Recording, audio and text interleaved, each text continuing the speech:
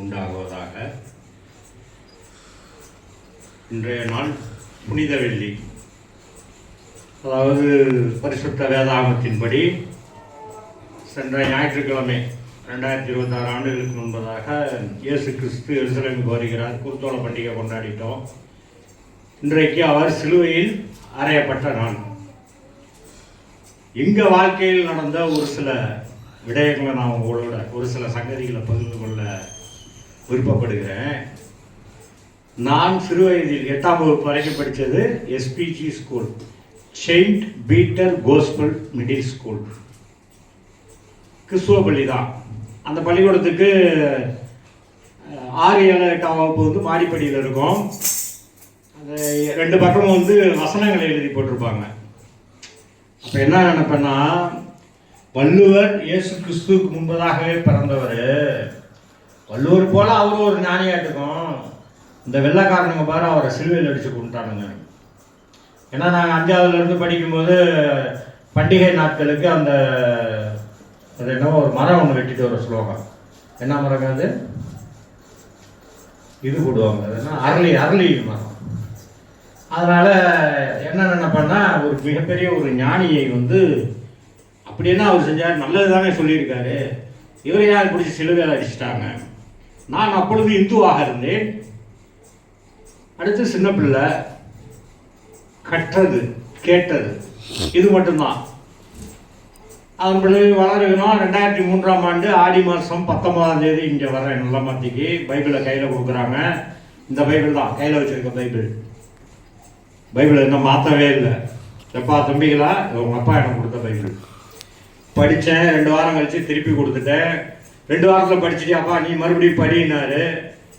மிக சரியாக ஆடி, ஆவணி, புரட்டாசி, ஐப்பசி, கார்த்திகை மாதம் ஐப்பசி மாதமாக இருக்க வேண்டும். ஞானஸ்தானம் எடுக்க போயிட்டோம். கர்த்தருடைய பரிசுத்த நாமத்துக்கு ஸ்தோத்திரம், துதிகன மகிமை உண்டாகுவதாக. இவற்றையெல்லாம் ஏன் கூறுகிறேன் என்றால், தற்பொழுது நமது சபையில் அடுத்த தலைமுறை பிள்ளைகள் நீங்கள் வளர்ந்து விட்டீர்கள். நடந்தது என்ன என்பதை நன்றாக தெரிந்து கொள்ளுங்கள். ஒரு பண்டிகையும் நீங்கள் அனுசரித்தால், ஆசரித்தால் காரண காரியங்களை தெரிந்து செய்யுங்கள்.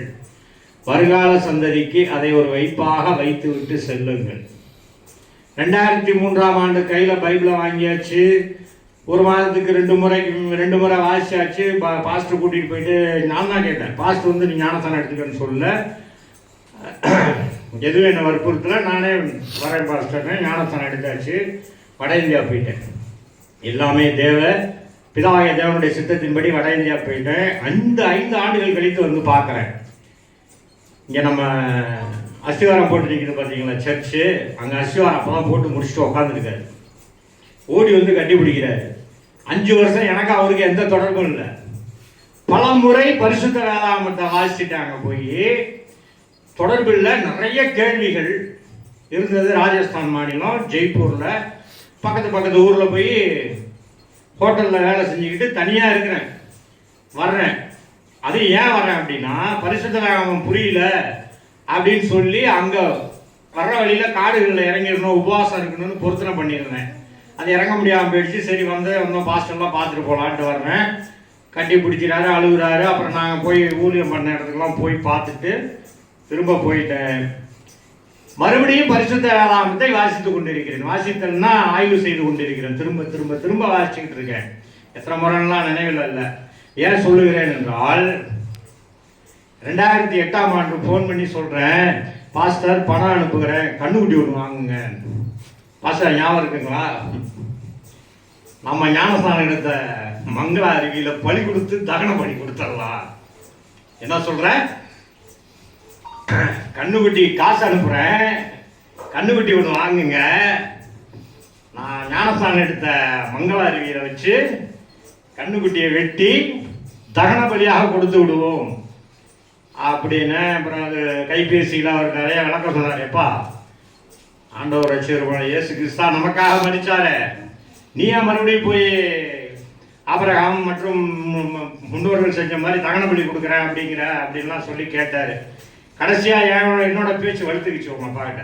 சரி பணத்தை அனுப்புன்னு சொல்லி கோபமாக சொல்லிட்டு ஃபோனை வச்சுட்டாரு. அப்போ எனக்கு பைபிள் புரியவில்லை. என்னால் 2003ஆம் வருஷம் கையில் வாங்கின பைபிளை ஒரு மாதத்துக்கு 2 முறைன்னு வாசித்தாலும் 2008 வரைக்கும் எனக்கு பரிசுத்த வேதாகமத்தில் உள்ள மறைபொருட்கள் என்னவென்று புரியவில்லை. இயேசு கிறிஸ்து எதுக்காக மரித்தார், 3ஆம் நாள் உயிர்த்தெழுந்தார், எனக்கு அவருக்கு உள்ள வேற்றுமை என்ன, ஆதியில வானத்தையும் பூமியை சிருஷ்டித்து உண்டு பண்ணாரு, அந்த பூமிக்கும் பூர்வ உலகுக்கும் உள்ள வேற்றுமை என்ன, இந்த உலகத்தை முன்னிட்டு இயேசு கிறிஸ்துவை முன்னிட்டு உலகம் ஜனிப்பிக்கப்பட்டது. ஆதியில் அவர் வானத்தை பூமியை சிருஷ்டித்தார். அந்த பூமியில குற்றமும் பாவமும் மரணமும் இல்லை. நல்லா தெரிந்து கொள்ளணும், குற்றமும் பாவமும் மரணமும் இல்லை. கணவனும் மனைவியும் இசைந்து இருந்தார்கள், இணைந்து இல்லை, ஒருவரை ஒருவர் உணர்ந்து இருந்தார்கள். பிதாவாகிய தேவனானவர் அவர்களுக்குள் வாசம் பண்ணினார்.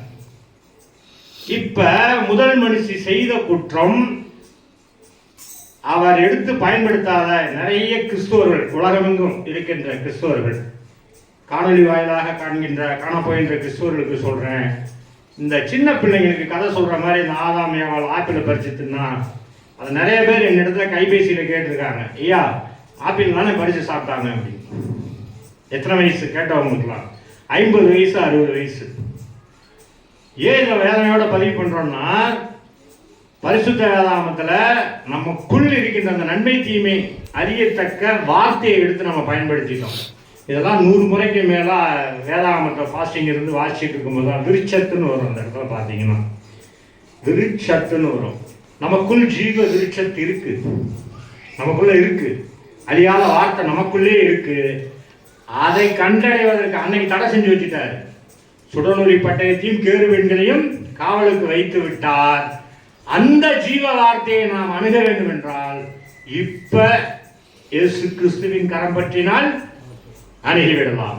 கர்த்தருடைய பரிசுத்த நாமத்திற்கு ஸ்தோத்திரம். புரிஞ்சுக்குவீங்கன்னு நினைக்கிறேன். நன்மை தீமை கலந்த வார்த்தையை எடுத்து பயன்படுத்தினதுனால நாம கணவன் மனைவி இணைந்து இருக்கிறோம், தாம்பத்தியம் நடைபெறுகிறது, குழந்தையை பெற்றுக் கொள்ளுகிறோம், மரணம் அடைஞ்சிடுறோம். நீங்கள்லாம் வருங்கால சந்ததி. மறுபடியும் சொல்லுகிறேன், எனது அருமை சகோதரர்களே சகோதரிகளே, உலகத்துல மற்ற சபையில எப்படி வேணாலும் நடக்கட்டும், நம்ம சபையில அவ்வாறு நடக்கக்கூடாது. ஒரு பண்டிகையா இருந்தாலும் சரி, எந்த ஒரு ஏற்பாடாக இருந்தாலும் அதனுடைய காரண காரியத்தை தெரிந்து கொள்ளுங்க. ஆதியில பூமியில் குற்றமில்லை, பாவமில்லை, மரணமில்லை, இசைந்திருந்தார்கள், ஒலித்துக் கொள்ளவில்லை, நிர்வாணியாக இருந்து வெக்கப்படாதிருந்தார்கள். இந்த ரகசியம் பெரிதுங்க. நான் பேசியிருக்கிற கடிதத்தில் இயேசு கிறிஸ்து பிதாய தேவனானவருக்குள் ஆண்டவர் ரட்சகருமான இயேசு கிறிஸ்துவானவர் எங்களுக்குள் வெளிப்படுத்திய ரகசியங்களை உங்களிடத்தில் நாங்கள் பகிர்ந்து கொண்டிருக்கிறோம். புரிந்து கொள்வீர்கள் என்று நினைக்கிறேன். ஆனால் முதல் மனுஷி செய்த குற்றம், அதனாலதான் ஆண்டவர் ரட்சகருமான இயேசு கிறிஸ்துவானவர் சொன்னாரு, மனம் திரும்புங்கள். என்ன சொன்னாரு? மனம் திரும்புங்கள், பரலோகராஜ்யம் சமீபமாயிருக்கிறது. மனம் திரும்புங்கள் அப்படிங்கிற அந்த வார்த்தைக்கு பொருள் செய்த குற்றத்தை ஒப்புக்கொண்டு திரும்புதல். செய்த குற்றம் என்னன்னா, நமக்குள் இருக்கின்ற ஜீவ வார்த்தையை எடுத்து பயன்படுத்தாம நன்மை தீமை கிளந்த வார்த்தையை எடுத்து பயன்படுத்திட்டோம். அதை செய்தது முதல்ல செய்தது ஆனா பெண்ணானா பெண். அதனாலதான் தாய்மொழின்னு வச்சாங்க. அல்லேலூயா. என்ன மொழின்னு வச்சாங்க? ஏன் தந்தை மொழின்னு வைக்கலன்னு காரணம் தெரிஞ்சுக்கங்க. தாய் நாடு எதுக்கு வச்சாங்கன்னா, நாடு என்றால் ஆராய்தல். யார ஆராயணுமா? தாயை ஆராய்தல். தாய் நாடு. உன் தாய் யார்? தாய் மொழி, தாய் நாடு. இந்த நாட்டு மக்கள் எதை ஆராய்ந்தார்கள்? எந்த நாட்டு மக்கள்? இந்தியர்கள்னா இந்தியாவின் தாய்நாடு, பாரதியின் தாய்நாடு இல்லையா? அவன் இலங்கைக்காரனை கேட்டா இலங்கை தாய்நாடு இல்லையா சொல்லுவானா இல்லையா? அப்ப அவன் தமிழ் தாய்மொழி. நாடு என்றால் ஆராய்தல். தமிழ் நாடு என்று ஏன் வைத்தாங்கன்னா, தமிழை ஆராய்ந்தமையா தமிழ்நாடு. தமிழ் மொழி செம்மொழி. உலகத்திலேயே பாஷையை தாறுமாறாக்கினார் அப்படிங்கிற வேத வாக்கியம் பரிசுத்த வேதாகமத்தில் இருக்கும். பாபேல்ல தாறுமாறுனா, இப்போ நம்ம சொல்லுவோம் குடிப்பதில் தாறுமாறா வண்டி ஓட்டிட்டு போய் இடிச்சு விட்டாமோ. தாறுமாறுனா 2 வேலை அவன் செஞ்சாரு. பரலோகத்திலிருந்து கிடைக்கின்ற உறவு அறுத்துட்டார். மனிதர்களுக்குள்ளேயே பேசும்போது கிடைக்கின்ற உணர்வு அதிக அறுத்துட்டார். வழக்கியல்ல சொன்னான் தாறுமாறுனா. ஆனால் அவர் மகா கிருபையும் இரக்கமும் மன உருக்கமும் நீடிய சாமும் தயவும் உள்ள தேவன். என்ன பண்றார்? வருந்துகிறார், செம்மொழி கொடுக்கிறார். பாசையை பிரிச்சு விட்டார் இல்லையா? எபிரேயம், கிரேக்கு, தமிழ் 3 மொழி செம்மொழி. நம்ம பரிசுத்த வேதாகமம் நாம வாசிக்கிறது, மோசே என்ன வாசிச்சானோ அதெல்லாம் இப்ப நான் வாசிக்கிறேன், நீங்க வாசிக்கிறீங்க. படிச்ச பிள்ளைங்க தயவு பண்ணி புரிஞ்சுக்குங்க. மோசே என்னத்தை வாசிச்சானோ எபிரேயத்துல, அதை நாம தமிழ்ல வாசிக்கிறோம். புனித வெளிக்கு இதுக்கெல்லாம் என்னையா சம்பவம் அப்படின்னு கேட்பீங்க. ஏன் சொல்றேன்னா, பிந்திய ஆதாம் யாருன்னு தெரிந்து கொள்ளணும். அந்த ஆண்டவர் ரட்சகருமான இயேசு கிறிஸ்துவானவர் யார்?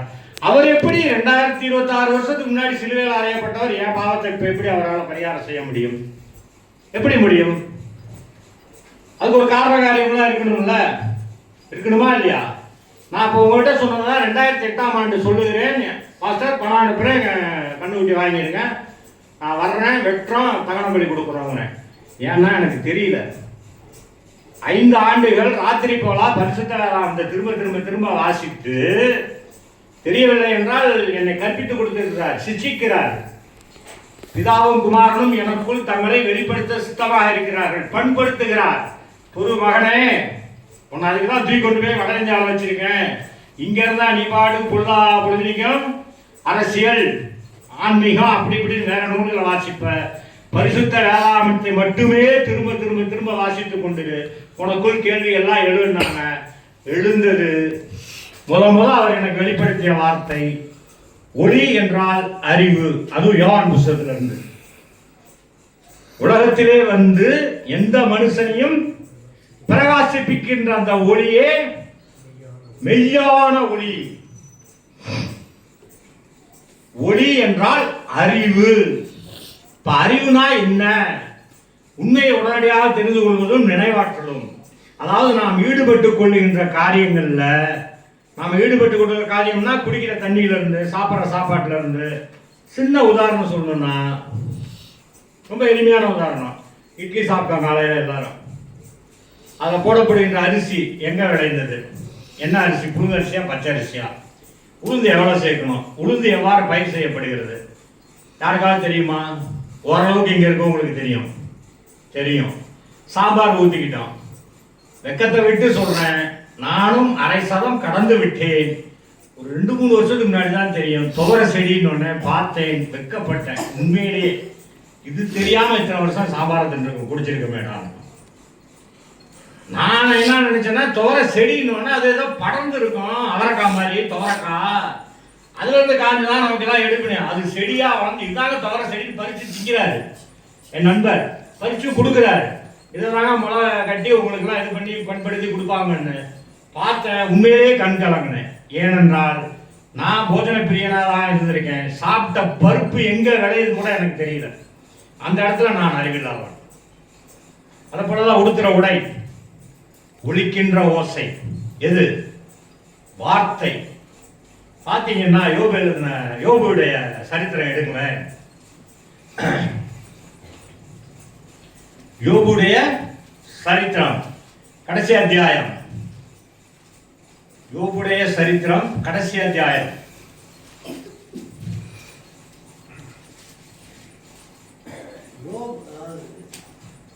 அதாவது நீங்கள் 7 காளைகளையும் 7 ஆட்டுக்கடாக்களையும் தெரிந்து கொண்டு என் தாசனாகிய யோபுவிடத்தில் போய் உங்களுக்காக சர்வாங்க தரப்படுகிறீர்கள். என் தாசனாகிய யோபு உங்களுக்காக வேண்டுதல் செய்வான். நான் அவன் முகத்தை பார்த்து உங்களை உங்கள் புத்தினத்துக்கு தக்கதாக நடத்தாதிருப்பேன்.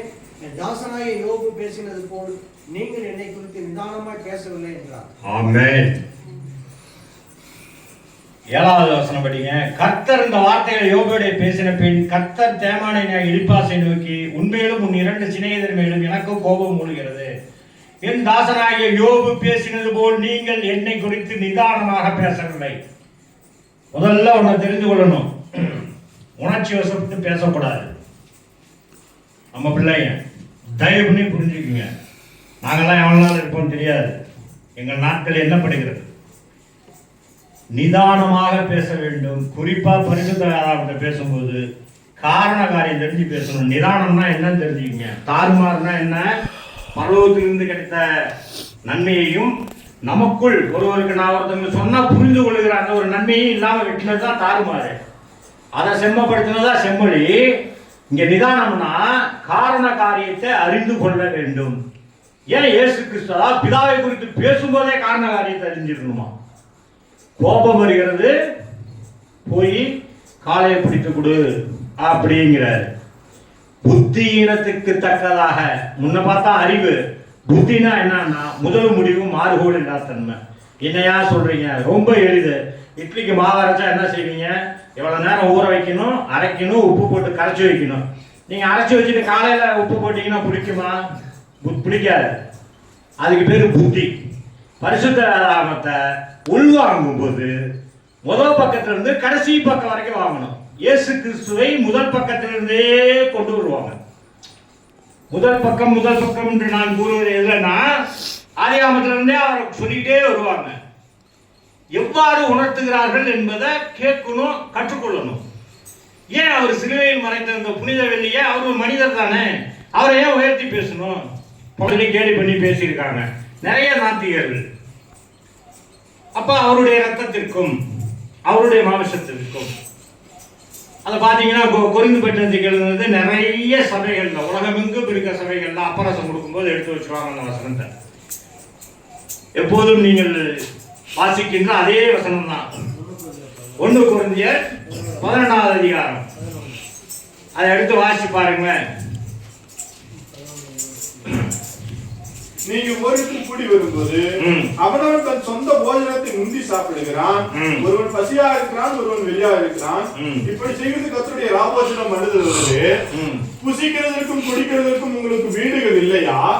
தேவனுடைய சபையை அசட்டை பண்ணி இல்லாதவர்களை வெட்கப்படுத்துகிறீர்களா? உங்களுக்கு நான் என்ன சொல்லுவேன்? இதை குறித்து உங்களை புகழ்வேனோ புகழேன். 11வது அதிகாரம். எந்த மனுஷனும் தன்னைத்தானே சோதித்தறிந்து இந்த அப்பத்தை புசித்து இந்த பாத்திரத்தில் பானம் பண்ண கடவன். என்னத்தினாலெனில் அபாத்திரமாய் போஜனம் பானம் பண்ணுகிறவன் கர்த்தருடைய சரீரம் இன்னதென்று நிதானத்தை அறியாததினால் தனக்கு ஆக்கினை தீர்ப்பு ஒருபடி போஜனம் பானம் பண்ணுகிறான். இது நிமித்தம் உங்களில் அநேகர் பலவீனரும் வியாதி உள்ளவர்களுமாய் இருக்கிறார்கள், அநேகர் நித்திரையும் அடைந்திருக்கிறார்கள். நம்மை நாமே நிதானித்து அறிந்தால் நாம் நியாயம் தீர்க்கப்பட மாட்டோம். அதிலே பார்த்தீங்கன்னா 26வது வசனம். ஆகையால் நீங்கள் அப்பத்திலே புசித்து இந்த பாத்திரத்தில் பானம் பண்ணும் போதெல்லாம் கர்த்தர் வருவனும் அவருடைய மரணத்தை தெரிவிக்கிறீர்கள். யாருடைய மரணத்தை தெரிவிக்கிறோம்? கர்த்தருடைய மரணத்தை தெரிவிக்கிறோம். இப்படி இருக்க எவன் அபாத்திரராய் கர்த்தருடைய அப்பத்தை புசித்து அவருடைய பாத்திரத்தில் பானம் பண்ணுகிறானோ அவன் கர்த்தருடைய சரீரத்தையும் இரத்தத்தையும் குறித்து குற்றமுள்ளவனாய் இருப்பான். அல்லேலூயா. அப்ப அவருடைய இரத்தத்திற்கும் என்னுடைய இரத்தத்திற்கும் உள்ள வேற்றுமை என்ன? கண்டிப்பா சபை பிள்ளைங்க தெரிஞ்சிருக்கணும். சபையார் தெரிந்திருக்க வேண்டும். நம்ம இரத்தத்துக்கும் என்னுடைய இரத்தத்திற்கும் அவருடைய இரத்தத்திற்கும் உள்ள வேற்றுமை, என்னுடைய மாமிசத்திற்கும் அவருக்கு மாமிசத்திற்கும் உள்ள வேற்றுமை என்ன? ரொம்ப எளிது. யோவான் எழுதின நற்செய்தி நூல்ல நான் எங்கிருந்து வந்தேன் எங்கே போறேன்னு எனக்கு தெரியும், உங்களுக்கு நான் போற இடம் உங்களுக்கு தெரியாது. குற்றம்னா என்னன்னு தெரிஞ்சு கொள்ளுங்க. முதல் குற்றம் என்றால் என்ன ஒன்று தெரிந்து கொள்ளுங்க. இதே ஊர்ல நான் இருந்தேன்னு சொல்றேன். 2003ஆம் ஆண்டு ஒருத்தர் பணம் கொடுக்கல் வாங்கல போய் சொல்றாரு, வாங்கிட்டு கொடுக்கலங்கிறாரு. ஆனா அவர் கொடுக்கலங்கிறத சாட்சி மறை சாட்சியா ஒருத்தர் சொல்லிட்டாங்கன்னு சொல்லி இந்த புளிய மரத்தை கீழே வச்சு குற்றம் சுமத்துறாங்க. அதை எழுத சொல்றாங்க. நான் எழுத முடியாது, நீ இவ்வளோ ஃபைன் கட்டணுன்ட்டாங்க. நான் முடியாது, சாட்சி யாருன்னு தெரியாதுன்னு. உண்மையிலே பெரியவங்க நினைச்சிருந்தா நீ என்ன நொறாவை கூப்பிட்டு எழுதிக்க சொல்லிடுறேன். சரி போ அப்படின்ட்டாங்க. பஞ்சாயத்தை கலைச்சிட்டாங்க. 2 நாள் கழிச்சு இயற்கை உபாதை அழைப்புக்காக போகிறேன், கூப்பிட்றாங்க இருட்டில். அங்கே வாங்குறாங்க. அங்கே போனேன். இவர் தான் அந்த மனசாட்சி. அவன் பணம் வாங்கினா இவன் கொடுக்கல, அவன் குடிபாதையில் உலாட்டினா தம்மபட்டியில் அப்படின்னு சொல்லி சொன்னாங்க. குற்றம்னா என்னன்னா, இங்க பாருங்க, சமுதாயத்தில் நாம் சேர்ந்து வாழ்வதற்கு தகுதியற்ற நபர்களாக போகும்போது குற்றம், குற்றி போகுதல், குறைஞ்சு போகிறது. நான் சொல்றது உங்களுக்கு புரியும்னு நினைக்கிறேன். கொலை செஞ்சவங்களை என்ன சொல்றாங்க? இப்ப நம்ம சாத்தான்குளம் ஜபராஜ் பென்னிக்ஸ் வழக்குல குற்றம் சாட்டப்பட்டது 10 பேர், ஒருத்தர் இறந்துட்டாரு. 9 பேரும் குற்றவாளிகள் என்று நீதிமன்றம் தீர்ப்பளித்தது. அவர்கள் செய்த குற்றம் உறுதி செய்யப்பட்டது தண்டனை பிறகு. இப்ப உதாரணமா ஆயுள் வரை சிறை என்றால் அவர்கள் இந்த சமுதாயத்தோட கலந்து வாழ முடியாது. இப்ப தூக்கு தண்டனை கொடுத்துட்டாங்கன்னா அவங்க அப்பீல் போயிடுவாங்க. அதாவது அப்ப தூக்கு தண்டனை கொடுத்துருக்காரு நீதிபதினா இந்த சமுதாயத்தில் அவன் வாழ தகுதியற்றவனுங்க. புரியுதா? இப்ப நான் ஹெல்மெட் போடல, லைசன்ஸ் இல்லாமல் வரேன்னா ஃபைன் கட்டணும், குற்றம் தான் ஆகும். ஆனால் நான் வாழலாம் சமுதாயத்தில். கொலை பண்ணவன் வாழக்கூடாது. குன்றி போகுதல், தகுதி இழைத்தல், தகுதி இழந்து போறது, அவர் குற்றமில்லா ரத்தம் உடையவர். அப்போ குற்றம்னா என்ன தெரிந்து கொள்ளணும். நாம் எங்கிருந்து வந்தோம், எங்கே போகிறோம்னு நமக்கு தெரியுமா? தெரியும். எங்க இருந்து வந்தோம் அந்த பிரபஞ்சத்தில்? இந்த பிரபஞ்சம் இன்றைக்கு புனிதப்படுத்தப்பட்ட நாளுமா?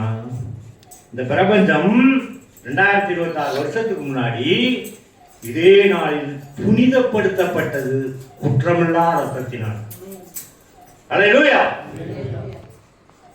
ஏன் சொல்றேன்னா, அவர் தான் எங்கிருந்து வந்தேன், எங்கே போறேன்னு எனக்கு தெரியும், நான் போற இடத்துக்கு நீங்க வரக்கூடாது, பரலோகத்திலிருந்து வந்தேன், பரலோகத்துக்கு போறேன், என்னை தவிர பிதாவை ஒருவனும் கண்டதில்லை, நிறைய சொல்லியிருக்காரு. நானும் பிதா ஒன்றாயிருக்கெல்லாம் சொல்லியிருக்காரு இல்லையா? அடுத்து மனிதனுக்கு மிருகத்துக்கு உள்ள வேற்றுமையை அறிந்திருக்க வேண்டும். மனிதனுக்கு மிருகத்துக்கு உள்ள வேற்றுமையை அறிந்திருக்க வேண்டும். நாம் மனிதர்கள், மிருகம் அல்ல. அதனாலதான் அவர் சொன்னார், நான் மனுஷகுமாரன். இப்ப நான் போய் யார்கிட்ட நான் மனிதகுமாரன் பேசுகிறேன் அப்படின்னா என்ன சொல்லுவோம்? இந்த உலகம் என்ன சொல்லுவாங்க? முதல் என்னைய கூட்டி வந்து என் கூட்டாளியே அடிப்பான். ஏன்டா பைத்தியம் முத்தி போச்சுறாங்க மாமா வீட்டுக்கு அனுப்பிச்சு.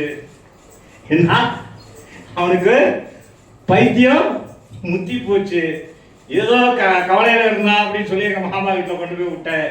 கிறிஸ்டினானா இப்போ வந்து மனுஷகுமாரங்கிறான். சொல்லுவாங்களா இல்லையா? ஆனா அவர் சொன்னார், வெக்கப்படவே இல்லை, நான் மனுஷகுமாரன், நான் மனிதன் சொன்னார். என்ன சொன்னாரு? நான் மனிதன் அப்படின்னார். ஆதியிலே தேவன் மனிதனை அவர் சாயலாகவும் அவர் ரூபத்திலும் அவரை போலவே இயற்கை முற்றுணர்வில் சிருஷ்டித்து உண்டாக்கி இருந்தார். அதனால சொன்னார், அடுத்து காம கோபம் கடும்பற்றுள்ளம் இல்லாதவர், காமம் இல்லாதவர், கோபம் இல்லாதவர், கடும்பற்றுள்ளம் இல்லாதவர், அதாவது மிகுந்த அன்பு செலுத்துறவர். அதனாலதான் சொன்னார், உன்னில் அன்பு கூறும்போல் பிறரிடத்தில் அன்பு கூறுவாயா. எல்லாம் பின்னாடி விரட்டிட்டு வந்து கேட்கிறான். ஏன்னா பழைய ஏற்பாடு ஃபுல்லா அவர் காலத்தில் கையில் இருக்கு, மலிக்கா வரைக்கும் படிக்கிறாங்க. போதகரே, நான் என்ன செய்ய வேண்டும்? என் களஞ்சியத்தில் ஒரு 2 டன் கம்பு இருக்கு, நான் என்ன செய்யிட்டேன்? ஒவ்வொருத்தன் அவன் போய் நான் என்னுடையது, அது குற்றம். அங்க எல்லாம் நடந்ததை பார்த்தீங்கன்னா, போதகரே நான் என்ன செய்ய வேண்டும், என்னிடத்தில் இது இருக்கிறதே, இதெல்லாம் வரும். நான் என்பது அகம்பாவம், எனது என்பது புறப்பாவம். இது என் பேனான்னு கூட சொல்லக்கூடாது. என் பொண்டாட்டி, என் புள்ள, என் வீடு, என் பைக்கு, என்ன? நான் என்பது அகம்பாவம். அகம்பாவம் பிடித்த சொல் அப்படின்னு இருக்காங்க. பரிசுத்த வேதாகமத்தை எடுத்து பாருங்க. நானே வழியும் சத்தியமும் ஜீவனுமா இருக்கேன், நான் வழியும் சத்தியம் ஜீவனுமா இருக்கேன்னு வராது. புரியுதா? இந்த 5 குற்றமுடைய சிந்தனைகள் இல்லாதவர், குற்றமில்லா ரத்தமுடையவர், மாசற்றவர். அதனாலதான் சொன்னாரு, என்னுடைய ரத்தத்தை பானம் பண்ணுங்கள், என்னுடைய மாம்சத்தை அப்பமா எடுங்க.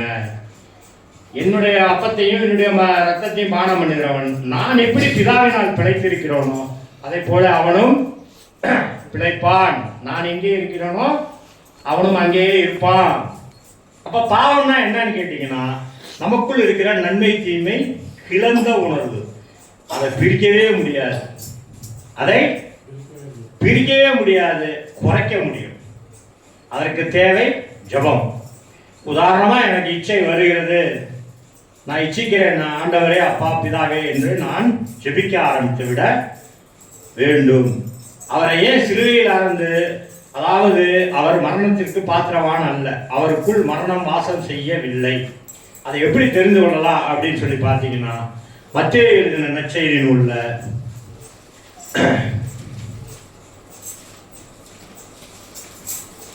27ஆம் அதிகாரம் 50, 51, 52. இயேசு மறுபடியும் மகா சத்தமாய் கூப்பிட்டு ஆவியை விட்டார். அப்பொழுது தேவாலயத்தின் திரைச்சீலை மேல் தொடங்கி கீழ் வரைக்கும் இரண்டாக கிழிந்தது. பூமியும் அதிர்ந்தது, கண்மலைகளும் பிளந்தது, கல்லறைகளும் திறந்தது. நித்திரை அடைந்திருந்த அநேக பரிசுத்தவான்களுடைய சரீரங்களும் எழுந்திருந்தது. அவர் உயிர்த்தெழுந்த பின்பு இவர்கள் கல்லறைகளை விட்டு புறப்பட்டு பரிசுத்த நகரத்தில் பிரவேசித்து அநேகருக்கு காணப்பட்டார்கள். ஆமென். பிரபஞ்சம் புனிதப்படுத்தப்பட்ட நாள்னு ஏன் சொன்னா, அங்க என்ன நடந்திருக்கு? அப்பொழுது தேவாலயத்தின் திரைச்சீலை மேல் தொடங்கி கீழ் வரைக்கும் இரண்டாக கிழிந்தது. தேவாலயத்துல திரைச்சீலை இருந்தது மகா பரிசுத்த வாசலுக்கு முன்னாடி. அங்கிருந்து வந்தவர் தான் பிதா. யாருக்குள்ள இருந்தா? இயேசு கிறிஸ்துவுக்குள்ள இருந்தார். இவனுக்கு அடிச்ச அடியெல்லாம் கிறிஸ்து மட்டும் வாங்கல, பிதாவும் சேர்ந்து வாங்கினார். என்னது? மகா கிருபையும் இரக்கமும் மன உருக்கமும் நீடி சாந்தமும் தயவும் உள்ள தேவன்கிறோம்ல. யாரும் சேரக்கூடாத ஒளியில் வாசம் பண்ணுகிறவர், இயற்கை முன்றுகள் வாசம் பண்ணுகிறவர். அவரும் அடி வாங்கினார். இந்த சத்தியத்தை யாரும் எந்த சபையிலும் போதிக்கவே மாட்டாங்க. ஏன்னா தெரியாது. இதெல்லாம் மிகப்பெரிய ரகசியங்கள்.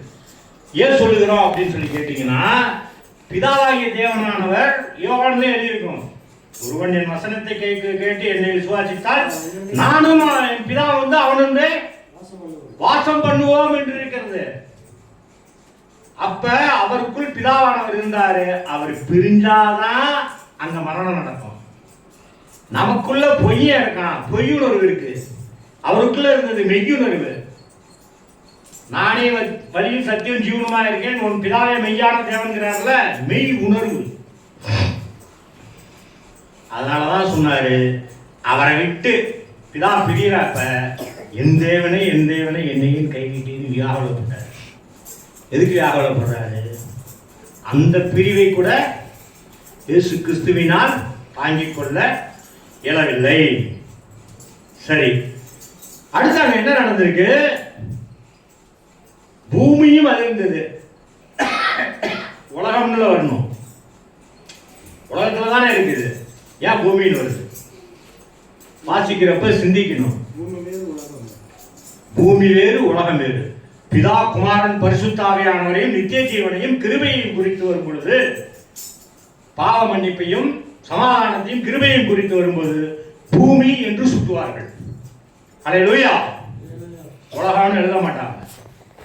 புரியுதா? சங்கீதம் 80ஆம் சங்கீதத்தில் இருக்கும், பூமியையும் உலகத்தையும் நீர் சிருஷ்டித்தீர்னு. சரி, இன்னொரு வேளை உலகத்துல அன்னைக்கு நடந்திருக்கு.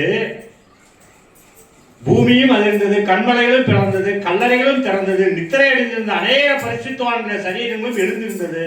அவர் உயிர்த்தெழுந்த பின்பு இவர்கள் கல்லறைகளை விட்டு புறப்பட்டு பரிசுத்த நகரத்தை பிரவேசித்து அநேகருக்கு காணப்பட்டார்கள். அங்க மட்டுமா அது நடந்துச்சு? இங்கேயும் நடந்தது. எங்க நடந்தது? பரிசுத்தவான்கள் யாரு? தானியேல் எழுதின நூல்ல இருக்கும், பரிசுத்தவான்களின் மொழியினால் ஆகும் என்று நூல்ல இருக்குமா? 3ஆம் அதிகாரமும் 5ஆம் அதிகாரத்தில் இருக்கும். குறிப்பா எழுதி வச்சுக்கோங்க. பரிசுத்தவான்கள் என்பவர்கள் மொழியை செம்மையாக்க அவர் தெரிந்து கொள்ளப்பட்ட நபர்கள். கொஞ்சம் இங்க கவனிங்க, அப்புறமா எடுத்துங்க. பரிசுத்தவான்கள் என்பவர்கள் மொழியை செம்மையாக்கினார்னு சொன்னேன் பாத்தீங்களா? அந்த செம்மையாக்க பிதாவாகிய தேவனால் தெரிந்து கொள்ளப்பட்ட பாத்திரவான்கள். அநேக பரிசுத்தவான்கள் உயிர்த்தெழுந்து பரிசுத்த நகரத்திலே அநேகருக்கு காணப்பட்டார்கள். உயிர்த்தெழுதல் நடைபெற்றுச்சு. அங்க மட்டும் நடைபெறல, எபிரேய மொழிக்கு நடைபெற்றது, கிரேக்க மொழிக்கு நடைபெற்றது, தமிழ் மொழிக்கும் நடைபெற்றது. ஏனென்றால் அவர் வானத்தை பூமியை சிருஷ்டிச்சவர். எபிரேயனுக்கு மட்டும் அவர் தகப்பன் இல்லை, அவர் எல்லாருக்கும் தகப்பன். நித்யானந்தன் இங்கே பேசிக் கொண்டிருப்பது அவருக்கு தெரியும். ஈரான் இஸ்ரேல் சண்டை போட்டுக்கிட்டு இருக்கிறதும் தெரியும். என்னது, ஈராக்ல தண்ணி இல்லாததும் அவருக்கு தெரியும். இந்த பிரபஞ்சத்தில் நிலவில் என்ன நடக்கிறது என்பதும் அவருக்கு தெரியும். வெள்ளியில் என்ன நடக்கிறது என்பதும் அவருக்கு தெரியும். ஆனால் இந்த புனித வெள்ளியில் தான், இந்த ஆண்டில் தான், 2026ஆம் ஆண்டில் கடின இருதயம் உள்ள ஆட்சியாளர்களினால் கடந்த 34 நாட்களாக எருசலேம் நகரில் உள்ள புனித தேவாலயங்கள் பூட்டப்பட்டு இருக்கிறது. உங்களை எத்தனை பேருக்கு தெரியும் தெரியல, அல்-அக்ஸா மசூதிங்கிறது நபிகள் நாயகம் பரமேறிய இடம், அவர்களுக்கு அது புனிதமானது. பழைய எருசலேம், புதிய எருசலேம் என்று இருக்கிறது. நமக்கு ஆண்டவர் ரட்சகருமான இயேசுவானவர் கொல்கத்தா மலையில் சிலுவையில் அறையப்பட்ட இடம் கிறிஸ்துவர்களுக்கு புனிதமானது. ஜியோனிஸ்டுகளுக்கு புனிதமான இடம் பழைய எருசலேம். எல்லா இடமும் இன்னைக்கு 34 நாளா பூட்டி வச்சிருக்காங்க. ஏனென்றால் சண்டை. என்னது, ஒரு சிறு ஆராதனை உபதேசம் கூட செய்ய முடியாத அளவிற்கு. ஏன் அந்த மாதிரி ஆச்சு? அவர்கள் இருதயம் கடினப்பட்டு போனதனால் பிதாவாகிய தேவனானவர் என்ன சொன்னாரு, சொல்லியிருக்காருங்கிறத இன்ன வரைக்கும் அவர்கள் அறியவும் இல்லை, உணர்ந்து கொள்ளவும் இல்லை. அறிவாலும் அறியவில்லை, உணர்வாலும் உணர்ந்து கொள்ளவே இல்லை. அதனாலதான் அவன் இடத்துல என்ன இல்லை, அன்பு இல்லையா, இன்னமும் எருசலேம் இல்லையா, சிலுவை தூக்கிட்டு போனா துப்புறாயா யூதன், துப்புறான். வீடியோ பார்த்தேன். காரி துப்பினார்கள் வருது இல்ல, ஒரு சிலுவை தூக்கிட்டு போகல, தலையில் கொட்டினார்கள் வருது இல்ல, இன்றைக்கும் நடக்கிறது. நம்ம போறோம் எருசலேமுக்கு, சிலுவை ஒன்று கொண்டு போய் நடலாம் அப்படின்னு எடுத்துட்டு போனா ரோட்ல இருக்கிற அந்த நாட்டின் குடிமகன் துப்புறான், தலையில் தட்டுகிறான். 2026 வருஷத்துக்கு முன்னாடி இவரை என்ன பாடுபடுத்திருப்பான். அவர் சொன்னதை கேட்கவில்லை, அவர் இப்படி வருவார் என்பதை விசுவாசிக்கவில்லை. பழைய தீர்க்கதரிசிகள் சொன்னதெல்லாம் யாரும் எடுத்து சொல்லவே இல்லை. இந்த அளவு பகுத்தாய்ந்து ஆண்டவர்கிட்ட உட்கார்ந்து கேட்டு நம்ம என்ன செய்யணும், நாம ஏன் அவரை ஏற்றுக்கொள்ளணும். இப்போ எளிமையாக உங்களுக்கு புரிஞ்சிருக்கும்னு நினைக்கிறேன். அவருடைய அப்பத்தையும் ரசத்தையும் நம்ம ஏன் எடுக்கணும்னு. நம்ம குற்றமுடைய ரத்தவங்க, பாவம்லாம் சரீரம், மரணம். நமக்கு நேர் எதிரடியானவர். குற்றமில்லா ரத்தம், பாவமில்லா சரீரம். இந்த காரணம், இந்த காரியம் நான் எடுக்கிறேன், சொல்லி சொல்லி எடுக்கணும். மாசம் மாசம் நான் முன்ன சொன்னதுதான் 5 குற்றமுடைய ரத்தத்திற்கு காரணம் 5. பாவம்னா நம்மை நாமே ஒழித்துக் கொள்ளுதல். நாம் உறங்கும் போது கனவு அப்படின்னு சொல்லுவாங்க வழக்கியல்ல. நம்மளுடைய எண்ண பதிவு அடுத்து நான் நினைச்சு பார்த்தீங்கன்னா ஆடை இருந்தோட உணர்வோம். எவ்வளவோ பெரியவங்க கேளுங்க, தாத்தா கனால வந்தாரு அப்படிம்பாங்க. எப்படி இருந்தாங்கன்னா வெள்ள வீட்டு சிட்டியில இருந்தவங்க. தாத்தாவும் பாட்டியும் ஒரு அறிந்தவர் தானே. ஒரு கணவன் மனைவி என்பவர் நிர்வாணத்தை அறிந்தவர்கள் தாயா. ஆடை இருந்தவளா வராங்க. தான் பெத்த பிள்ளையா இருந்தாலும் ஆடை இருந்தவனாக வருவான். பொய்யுணர்வு என்று பொருள். அந்த பொய்யன் தான் ஆதி முதல் பொய்யனுக்கு பிதாவுமா இருந்து மரணத்தை உண்டாக்கி கொண்டே இருக்கான். முந்திய ஆதாமுக்குள் அது இல்லை. ஆயதான் பிந்திய ஆதாமா அவர் சிருஷ்டிச்சு அனுப்புறார். கன்னிய வயிற்றில் கர்ப்பம் தரிப்பார். தாமத்தை நாம எப்படி கர்ப்பம் உண்டாகும்? குழந்தை பெற்றிருக்கீங்கல்ல, ஆரம்பத்துல தாம்பத்தியம் இல்லாம தான் நம்மளை படைச்சாருங்கிறது தான் பரிசுத்த வேதாகமத்தின் அடிநாதம். அல்லேலூயா. என்ன செஞ்சிருக்கணும் அன்னைக்கு? ஆதாம் உனக்கு ஒரு குழந்தை பிறக்கட்டும்னு இருக்கணும். நம்ம நீதி நூல்களும் தாம்பத்தியத்தை கலவியல் கற்பியல் சொல்லி சிற்றின்பம் தான் சொல்லியிருக்காங்க, பேரின்பம்னு சொல்லல. வீடு பேர் அடைய முடியாது. எதை? தாம்பத்தியத்தை. அப்பனா கல்யாணமே பண்ண வேணாமா? அதெல்லாம் இல்லை. வம்சமும் வளர வேண்டும். அதை அறிந்து உணர்ந்து அளவோடு இருந்து வீடு பேர் அடையணும். அதாவது ஆண்டவர் ரட்சகருமான இயேசு கிறிஸ்துவினுடைய சரீரம் என்னவென்றும் அவருடைய மாமிசத்துக்கும் அவருடைய மாமிசத்துக்கும் அவருடைய ரத்தத்துக்கும் உள்ள வேற்றுமையை அறிந்து அறிக்கையிட்டு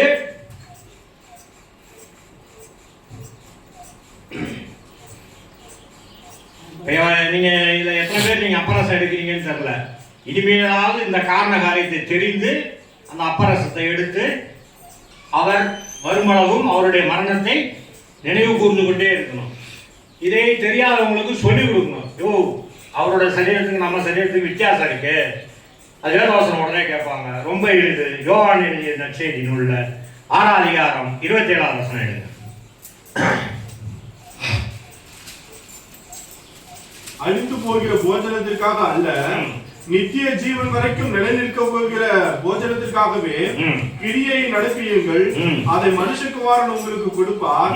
அவரை பிதாவாகிய தேவன் முத்தரித்திருக்கிறார் என்றார். அல்லேலூயா. போஜனம் எத்தனை வகைப்படும்? 2 வகைப்படும் போஜனம். அழிந்து போகிற போஜனம், அழிவில்லாத போஜனம். அழிந்து போகிற போஜனம் நம்ம வாய் வழியா சாப்பிடுறது. அதெல்லாம் நம்ம முன்னோர்கள் திருக்குறள் சொல்லி வச்சிருக்காங்க. செவியின் சுவையுணரா வாயுணர்வின் மாக்கள் அவியினும் வாழினும். அதெல்லாம் நீதி நூல்கள். செல்வத்துள் செல்வம், செவி செல்வம், அச்செல்வம், செல்வத்துள் எல்லாம் தலை. செல்வத்துள் செல்வம், செவி செல்வம். அம்மா என் நானத்தாயே, இந்த செல்வம் இல்லை. செல்வத்துள் செல்வம், செவி செல்வம், அச்செல்வம், செல்வத்துள் எல்லாம் தலை. என்னது அச்செல்வம்? செவிக்கு உணவில்லாத பொழுது சிறிது வயிற்றுக்கு ஈயப்படுமா? எங்க செவிக்கு? அப்படியே யோபுக்கு வாங்க. நானும் உண்மை குறித்து கேள்விப்பட்டேன், இன்று என் கண்கள் காண்கிறது. யோபு ஒண்ணு BA BEd படிக்கல, MA MPhil முடிக்கல. என்னது? கேள்விப்பட்டேன். அவன் கேட்பதற்கு நேரத்தை ஒதுக்கினான், கேள்விப்படுறான்.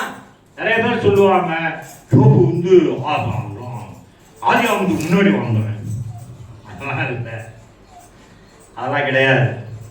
ஏன்னா அதிலே ஒரு 37ஆம் அதிகாரத்தில் கேட்டிருக்கோம், ஆறாமை போல் நான் என்ன என் மீறுதலை ஒழித்துக் கொண்டேனா அப்படின்னு ஆரங்கப்பட்டு கேட்டுருவான்.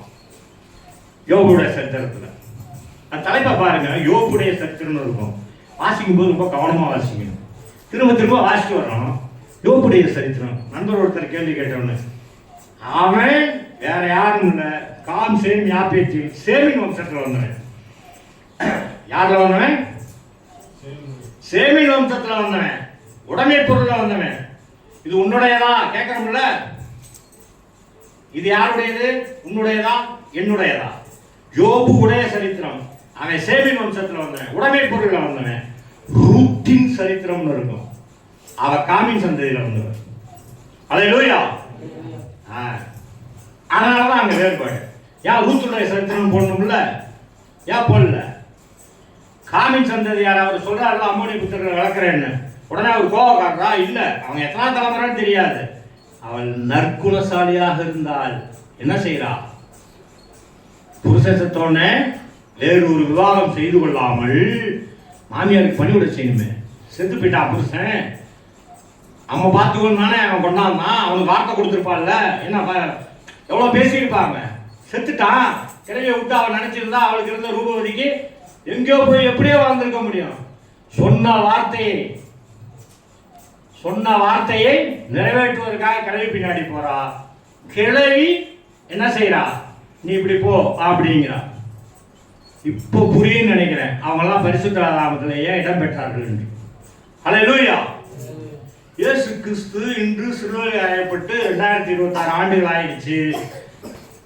அவர் ஏன் சிலுவையில் அறையப்பட்டு கொல்லப்பட்டார் என்பதையும் தெரிந்து கொள்ளணும். குற்றமில்லாதவர், பாவம் இல்லாதவர், அதெல்லாம் இல்லாம இயேசுவும் பிதாவும் 2 பேருமாக இருந்தார்கள் சத்தியத்தை இன்றைக்காவது தெரிந்து கொள்ளுங்கள். பிதாவாகிய தேவனானவர் அவரை விட்டு விலகிய பின்புதான் அவர் உயிர் நீத்தார். வேத ஆதாரங்கள்லாம் சொல்லி இருக்கிறோம். அப்பவே உயிர்த்தெழுதல் நடைபெற்று விட்டது, இனிமேல் தொடர்ந்து நடைபெற்றுக் கொண்டே இருக்கிறது. பரிசுத்தவான்கள் ஆவதற்காக முயற்சி செய்யுங்கள். விசுவாசத்திலே வர்த்தித்து விருத்தியாகணும். ஒருவன் என்னை விசுவாசித்தால் அவனுக்கு ஆக்கினை தீர்ப்பு, அவன் ஆக்கினைக்கு உட்பட மாட்டான். முதலாம் உயிர்த்தெழுதலில் பங்கடைந்து விடுவான். நான் வருமளவும் இம்மனிருக்க எனக்கு சித்தமான உனக்கு என்ன கேட்கிறாரா இல்லையா? நான் வருமளவும் இவன் இருக்க எனக்கு சித்தமான உனக்கு என்ன? ஆரம்பத்தில் ரொம்ப நாள் எனக்குலாம் குழம்பிடுச்சு. யோவான்னா இல்லையே, என்ன சொல்றாரு இவரு? நான் வருமளவும் இவன் இருக்க எனக்கு சித்தமான உனக்கு என்னங்கிறாரு. இங்க இருக்கவங்க நிறைய பேர் மறிக்க மாட்டீங்கிறாரு. என்ன யோவான் இன்னொருத்தன் இருந்தாங்கிறத நம்ம 2026 வருஷம் கழிச்சு இன்னைக்கு ஒரு புத்தகத்தை வச்சு பேசிட்டு இருக்கோம்ல. இல்லாத நபரை பற்றியா பேசுறோம்? 5ஆம் தலைமுறை பாட்டன் பூட்டன் பேர் யாருக்காவது தெரியுமா? யாருக்குமே தெரியாது. ஆகையால் நாம வாழ்ற வாழ்க்கையை ஒரு அர்த்தமுள்ள வாழ்க்கையாக வாழ வேண்டும். அவர் எப்படி சாட்சி உள்ள வாழ்க்கையாக வாழ்ந்துட்டு போனாரோ அந்த சாட்சிக்கு மேலும் வலுக்கூட்டும் வகையில் நாம் ஒரு அர்த்தமுடைய வாழ்க்கையாக விசுவாச வாழ்க்கையோட வாழணும். உணர்ச்சி வசப்படாதீங்க, உட்கார்ந்து வேதாகமத்தை வாசியுங்கள். இந்த வார்த்தைகள் எல்லாம் உங்களுடைய உள்ளங்களிலும் இல்லங்களிலும் தங்கியிருக்கணும். மேலும் நீங்கள் அனைவரும் முதலாம் உயிர்த்தெழுதலிலே பங்கடையணும். நியாய தீர்ப்பு நாள் வரைக்கும் ஒரு கிறிஸ்தவன் எங்க இருக்கக்கூடாது? குழிக்குள் இருக்கக்கூடாது. ஒரு கிறிஸ்தவன்னா சபைக்கு வர்றவன் என்றால், சபைக்கு வருகின்ற ஒரு பெண் என்றால், அவர்கள் நியாய தீர்ப்பு நாள் வரைக்கும் எங்கே இருக்கக்கூடாது? குழிக்குள் கிடக்கக்கூடாது. இறந்தமா உயிர்த்தெழுந்தமா நேரா பரலோகத்திற்கு. அதற்கு இங்கே என்ன செய்ய வேண்டும்? அதெல்லாம் பரிசுத்த வேதாகமத்தில் கொடுத்திருக்கிறார்கள். இன்றைக்கு அவ்வாறு நமக்கு முன்பதாக மரித்து அடக்கம் பண்ணப்பட்டு 3ஆம் நாள் உயிர்த்தெழுந்த ஒரு நபரை பற்றி தான் நாம் இப்போ சுவிசேஷம் நற்செய்தியாக உபதேசம் செய்து கொண்டிருக்கிறோம். இவ்வளவும் ஏன் சொல்றேன்னா, மருந்து குடிச்சு சாகணும்னு நான் 2 முறை முயற்சி பண்ணேன். பயப்படாதே, நீ சாவலே, உன்னுடைய பேர் என்ன என்று என்னை கரம் பிடிச்சு நடத்துறாங்க. மங்களாரி பொங்கிக்கிட்டு இருக்கோம். அப்ப ஒருத்தர் கரம் பிடிச்சு நடத்துறாரு. ஒரு உயரமான ஏணி இருந்துச்சு, மேல ஒரு பெரியவர், எல்லாம் ஒரு மேகஸ்தம்பம் உருவானா எப்படி இருக்குமோ. பயப்படாதே, நீ சாவலே, உன்னுடைய பேர் என்ன. 2வது முறையும் குடிச்சேன். முதல் முறை குடிச்சேன், எந்திரிச்சு என்ன நினைச்சேன், நம்ம கனவு காண்றோம்னு நினைச்சேன். 2வது முறையும் குடித்தேன், ரசத்தை கலந்து குடிச்சிட்டேன். 2வது முறை இப்போ கோபமா இடைப்பட்டாங்க. பயந்து நடுங்கி போய் உட்காந்துருந்தேன். உப்பிலேபுரம் ரைஸ் மில் குடோனுக்குள்ள ரொம்ப நாள். ராத்திரியான மட்டும் வெளியே வருவேன், பகல்ல வெளியே வர மாட்டேன். பயப்படாதே, நீ சாவதே, உன்னுடைய பெயர் என்ன. எவ்வளவு நேரம் ஆயிருக்கும்? பயந்து நடுங்கிட்டேன். ஏன் சொல்றேன்னா, நிறைய பேர் சொல்லுவாங்க, அப்படியே ஆண்டோட பிரசன்னத்தில் அப்படியே இருந்தேம்மா. அவ்வளவு பொய், அவ்வளவு பொய். பிதாவும் குமாரனும் பிரசன்னமானா செத்து போடுமியா. ஒரு மனுஷனும் உன்னை கண்டு உண்மை கண்டு உயிரோடு இருக்கக்கூடாதுன்னு இருக்காங்க. என்ன சொல்லியிருக்காங்க? ஒரு மனுஷனும் என்னை கண்டு உயிரோடு இருக்கக்கூடாது. மகா பரிசுத்தர் வார்த்தையா எடைப்படுவார். பயப்படாதே, நீ சாவதே, உன்னுடைய பேர். எவ்வளவு நேரம் ஆச்சு? அடிச்சுன்னா செகண்ட் கணக்கு தான் வரும். உபவாசம் இருந்து கேட்கும்போது எங்களுக்குள்ள வெளிப்படுத்துவாங்க. சொல்றேன் போம்பாங்க, செகண்ட் தான். பயந்து நடுங்கிடுவோம். கர்த்தருடைய பரிசுத்த நாமத்துக்கு ஸ்தோத்திரம். நாம் ஆராதிக்கின்ற தேவனானவர் ஜீவன் உள்ளவர். அதுக்கு சாட்சி நான் தான். நான் மறுபடியும் வந்து எங்கள் ஊரில் ஏதாவது தொழில் செஞ்சு பொழைச்சிட்டு போகணும்னா போயிருக்கலாம். இன்னைக்கு ஏதோ ஒரு காய்கறி எடுத்து சாப்பிட்டு நான் பாட்டு நிம்மதியாக போகலாம். ஏன் நான் வந்து ஊராக போய் உபதேசம் பண்ணிட்டு இருக்கேன். அவர் நன்மை தீமை கிளத்தல் இல்லாதவர், தம்மில் தாம் ஜீவன் உள்ளவர். தம்மில் தாம் ஜீவன் உள்ளவர். அவருடைய வாயிலிருந்து பிறந்த வார்த்தைக்கு ஆற்றல் இருந்தது. கடல் மேல நடந்தாரா? காற்றை அதட்டினாரா? செத்தான வாடகையில் வந்தானா? ஏனென்றால் அவருக்குள் பிதாவாகிய தேவனானவர் வாசம் பண்ணினார், ஜீவன் உள்ளவர். அந்த வார்த்தைக்கு ஆற்றல் உண்டு. நம்மால் அந்த வார்த்தை நமக்குள்ள இருக்கு.